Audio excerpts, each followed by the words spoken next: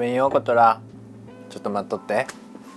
いつも動画のご視聴ありがとうございます。スリーピーボーイです。皆さん体調いかがですか？僕はですね、体調をしっかりと壊しまして、かなり長い間ダウンしておりました。本来だとこの動画の代わりに QOL が上がったもの紹介の動画を投稿しようかなと思ったんですけれども、撮れなかったので、今回はですね、ちょっとラフに今までやってこなかったことをしようかなと思います。それがですね、僕の自己紹介と、今年の目標みたいな抱負を語るという動画です。 YouTube もそうですが、Instagram とかね、始めたタイミングから考えるともう 7,8 年ぐらいやってまして、結構ね長く活動自体はしてるんですよ。なんですが、あんまりね僕自分のこと話したことないなと思いまして、今回の動画はラフにね、僕スリーピーボーイという人間を知ってもらえたら嬉しいなという企画です。カメラとね、僕いちいちで向き合ってると真面目になりすぎるんで、今回は僕がちょっと病気の時に食べたくて食べれなかった菓子パンを食べながらご紹介しようかなと思います。いただきながらお話ししていきましょう。1個目はコッペパンをいただきたいと思います。しみるな。ファミマのコッペパンって食感がしっかりしてて美味しいですよね。こうやって元気になって食べれると生の喜びを知れますね。ということで、僕スリーピーボーイというご紹介なんですけれども、僕はですね、ファッションに関する投稿をかれこれ10年ぐらいやってます。 ZOZO タウンを運営している会社さんがやっているウェアというね、インスタグラムみたいなアプリに自分のファッションコーディネートを投稿したのが始まりです。から10年間いろいろ投稿したりして今があるので、話し出したら結構キリがないぐらいいろんなことがあったので、今回はその中でもターニングポイントをね、いくつか紹介して今があるよっていうのをお伝えできたらいいかなと思います。でその後に僕が今年やりたいこととかもお話ししようかなと思うので、是非見てください。じゃあちょっと食べながらね、食べたいんですけどね、お腹いっぱいになっちゃうね。パンと喋るっていうのは相性が悪いです。今気づきました。振り返ってみると多分5個ぐらいターニングポイントあるなと思ってまして、一つが Wear というアプリを始めたことです。さっきも言ったように18歳から投稿しているんですけど、僕はねファッションをあまり分かってないなりに自分のコーデを投稿していました。何が良かったかなって考えてみると、 SNS とか今でいうハックみたいなのにハマってたんですよ。どうすればいろんな人に見てもらえるかみたいなのを考えて、いろんな挑戦ができていたのは今につながっているなと思います。あの頃はね、ウェアってランキングシステムがあって、人気なコーデは上位に行って、その分フォロワーも増えやすいみたいなシステムだったんですけど、どのブランドとかどういう感じの加工が見ている層の中で一番受けるっていうのを考えて行動してたのが、今のね SNS の時代の中でも割と長めにやっていけてる理由なのかなと思います。あの頃はとにかく上に行くということを考えてたので、服を楽しむ、好きになるっていうところはまだまだだったような気がします。ということで帯のドーナツですね。これツイストドーナツ、あんまり濃い味付け、甘さがないのでそんなに重くないですね。これはこれで美味しい。ターニングポイント2つ目はですね、海外に行ったことかなと思ってます。大学2年生のタイミング、だいたい19歳ぐらいの時に海外のカナダに行ってました。ワーキングホリデーのビザを取って語学を勉強したり働いたりっていう経験をしたんですけど、そこでね黒人の方たちと仲良くなることができたんですよ。その結果、服ちょこちょこ好きだけど SNS ハックみたいなことをしてた自分がストリートファッションに出会ってハマったんですよ。めちゃくちゃかっこいいなと思ってて、もともと僕は音楽も結構好きだったので、海外に行く前から洋楽でねヒップホップとかをよく聞いてました。黒人の方々と仲良くなると、実際に活動されているラッパーの方に人生初めて出会うわけですよ、現地で。で彼らは PV で皆さん見るような感じでお金をかけてストリートファッションしててめちゃくちゃかっこいいんですよね。でそれに19歳の多感な時期に、出くわしたもんですから影響を受けまして、ストリートファッションが大好きになりました。ウェアっていう SNS をハックしてやるぜみたいなマインドから、もっとかっこよく僕もラッパーみたいになりたいみたいな風に思うようになって、服がね好きになったっていうのが今につながるポイントかなと思います。当時はねカニエ・ウェストのイージーブーストとかフィア・オブ・ゴッドっていうストリートブランドとかスケーターファッションシュプリームとかねすごく流行ってたんですけど、いかにして自分もかっこよく着てやるかみたいなのをすごく考えてた記憶があります。そのタイミングでストリートブランドに関してはいろいろ調べましたし、ラッパーの方から音楽的なカルチャーとつながっているブランドとかの話も聞いたりとかですごくね知識が増えたタイミングだったなと思ってます。それでは褒美のドーナツですね。ツイストドーナツ半分。もういい。腹パンすぎるかもしれない。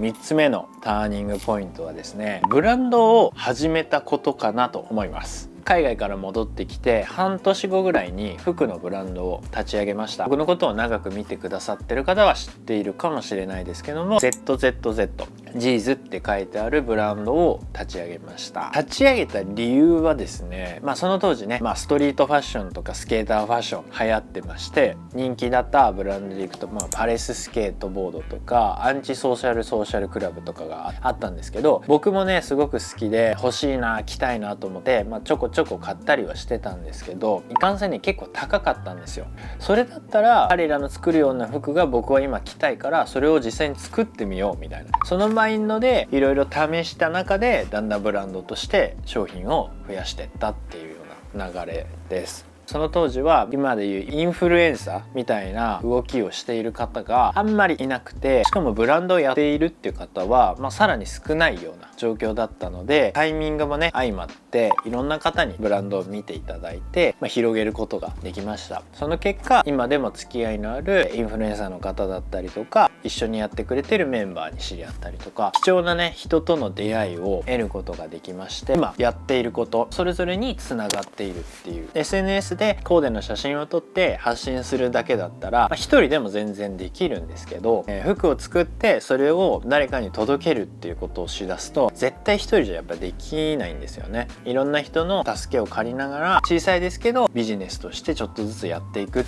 を大学生の頃にできたのは非常に価値があるなと思いました。小さいながらもお金を受け取るようなビジネスをやっていくっていうのはバイトをするだけでは得られない視座だったりとか、ちょっとした経営的な経験もできたので非常に価値のある経験だったなと思ってます。中でもフォロワーさんに会える機会を作れたっていうのは結構良かったなって思ってます。今でこそねイベントあるじゃないですか。あの頃はそこまでなかったので、僕をフォローしてくれてる 2,3 万人の人たちが一体どんな人なんだって全然見当もつかなかったんですよ当時。最初は名古屋パルコでやったんですけど、開店前に300人も行列で待っててくれた時はめちゃくちゃ感動しました。僕みたいな大学生の子もいたし、社会人の方もいたし、ファミリーもいたしっていうので、自分のやってることがいろんな人にプラスの影響をしているんだっていうのを実感して、何をすべきかっていうのがある程度明確になったのも非常にいい経験だったなと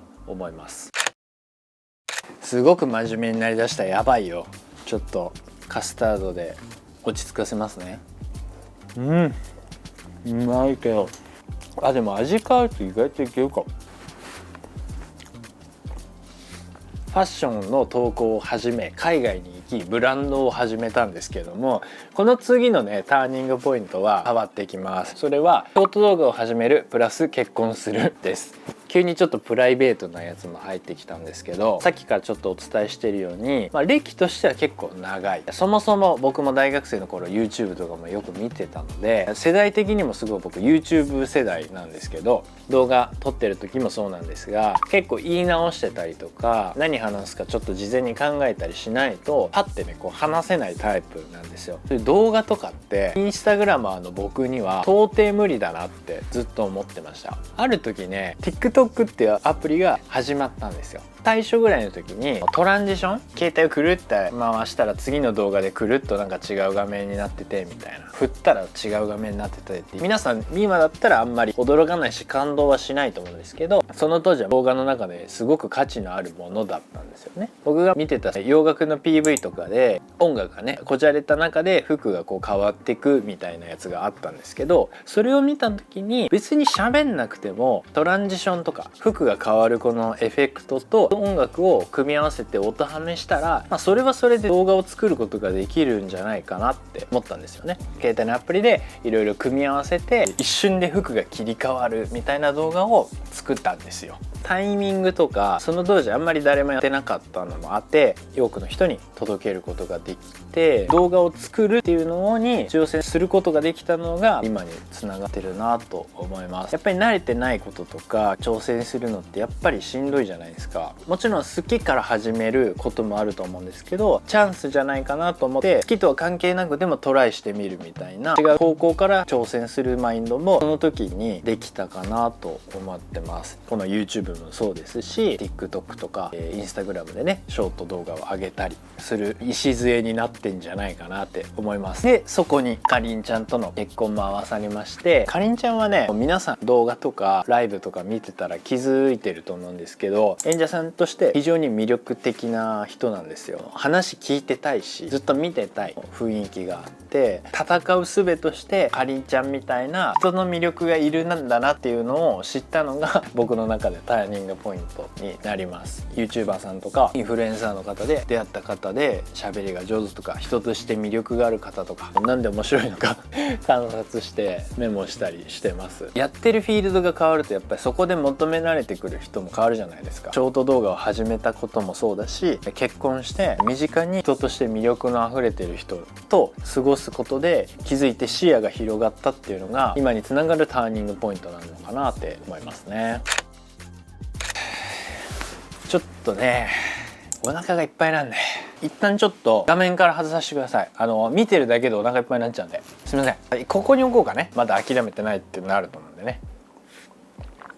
お茶がうまい。ターニングポイント5つ目はですね、コーデ紹介のねフォーマットを作ったっていうことです。 YouTube を見てくださってる方は多くの方がそれで僕のことを知ってくださってると思うんですけど、あれを作ったことは非常に僕にとっては大きなターニングポイントだったかなと思います。あれがねどうやって生まれたかってちょっと簡単にお話しすると、今までのターニングポイントのやつの要素がこうガッチャンコしてるんですけど、僕の好きなものと流行っているもの、そして新しいチャレンジ組み合わせてハイブリッドとしてあの動画を作り上げたっていう感じなんですよ。僕の好きなもの、これは僕は海外のコンテンツを見るのがすごく好きで、ファッションのね紹介をする方がアメリカとかイギリスとかそれぞれでいて、日本の方が面白いと思うような形に作りたいなっていうのがあったんですよ。すごく好きな形だったので。で2つ目が流行っているものですよね。もうその当時は ASMR とか耳としても楽しめるみたいな動画があったのではめたかったって感じですかね、そこに。でもう一つ新しいことにチャレンジっていうのはちょっとねフックのあるものを作りたいなと思ってて、今までの僕のファッションの投稿っていうのは皆さんね日々の参考にはなるんだけど突っ込みどころはない綺麗なものっ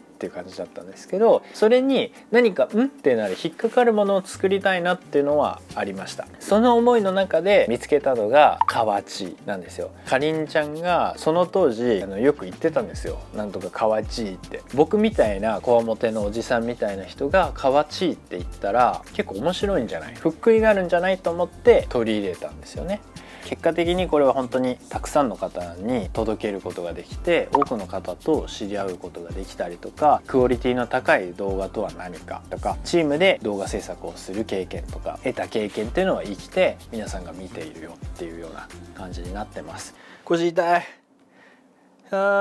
ということでちょっと長々と話しましたけど、僕はターニングポイント5つで今がありまして、18歳の時にウェア投稿を始めて約10年間ファッションの投稿をしてきました。その途中で海外に行ったりだとか、ファッションブランドを立ち上げたりとか、ショート動画をね TikTok 出だしぐらいの時にやってみたり、結婚したり、カワチっていうフォーマットを作ったりっていう流れの中で、ファッションっていうコンテンツを軸にいろいろやってたというような人間でございます。かわちいの動画から僕を見つけた人はそんな長いことやってる人間だって思わなかったんじゃないですか。僕もこうやって話してて、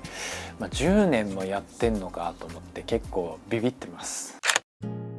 でですね、ここからは、僕がね今年何をしようか何をしたいかみたいなのをちょっとお話ししようかなと思ってまして、せっかくだったら皆さんに応援されたいし、応援された上でやって「やったできたみんなありがとう」の方が楽しいじゃないですか。だからもう言おうと思ってちょっとあらかじめ先に言わせてください。僕はですね結構モチベーションが皆さんの応援次第みたいなところは実際あります。皆さんからコメントが多いと嬉しいし頑張れるし、皆さんからコメントがないと悲しくてなんでこれやってんだろうって思っちゃうので、この動画もそうなんですけど、普段から何でもいいんで思ったことあったらコメントしてくださいリアクションしてもらえるってことがすごく重要なんで僕の中ではい、ぜひお願いいたします。よく動画が回ってた時にコメントを毎回くれた人が今はコメントくれないなとか、ライブに毎回来てくれてる人とかは覚えてるんでお願いしますよ皆さん。ごめんなさい、ちょっとバッテリーがね切れちゃいましたが、これからやりたいことっていうのは、何個かあるんですけど、まずね一つ目には小寺くんパンはダメ。一つは海外に行く機会を増やしたいなと思ってます。英語はある程度喋れます。一緒にやっている子も、外国語を喋ることができるので、できることを活かして海外の服のことだったりとか海外旅行だったりとかねご紹介したいなと思ってまして、韓国にこの前行きました。行ってあげた動画が爆死したのでぜひ見てください。アジアもそうですしアメリカとかヨーロッパとか今年からちょこちょこ行く機会を増やしていきたいなと思います。このチャンネルの動画を見たら海外のね服屋さんとか古着屋さんわかるよみたいなのになったらいいですよね。今やっているブランド以外にも服を作ったりアクセとかコスメとかもねやっていこうかなと思ってます。服はね今 SDGs というリメイクとかのブランドをやってるんですけど、あれはもちろん動かしつつももっと皆さんのコーデの幅を増やせるような面白いアイテムを作るブランドをやってみたりとか、あとはシルバーとかのねアクセサリー結構つけてるんですけど、僕たちが本当に欲しいもの、皆さんもあったらかっこいいって思うものを作っていきたいなと思ってますので、それもやりたいというか進めてます準備。僕のショート動画といえば香水をね今オリジナルで作ってます。どういった形で皆さんに発表できるかは分かんないんですけど、販売なのかプレゼントなのか何かしらでお届けできたらいいかなと思ってます。僕の興味のあることとか好きなことっていうのは何かしら皆さんも体験できるような形でいろんなものを用意していこうかなとは思ってます。僕もそうですけど皆さんも楽しめるようなものを作る前提でやっていこうとは思ってるので、一緒に作ってやるぜっていうような気持ちで参加してもらえると嬉しいです。愛知、東京以外の場所にもイベントだったりとか何かしらで伺うこともしたいなと思います。いかんせんちょっとメンバーとかキャパがあんまりなくてまだ計画はできてないんですけど、今年はねオフラインイベントもブランドだけじゃなくていろいろやりたいなというふうに思ってます。結構長めの動画にはなったと思いますけど、今日の動画は以上になります。この動画を見てくださった方はもしかしたらこれからリアクションを結構してくれるかもしれないと思うので、動画のコメントを楽しみにしております。初めて見てくださった方はもしよかったらチャンネル登録してもらえると嬉しいです。ということで今日の動画は以上となります。以上スリーピーボーイでした。ありがとうございました。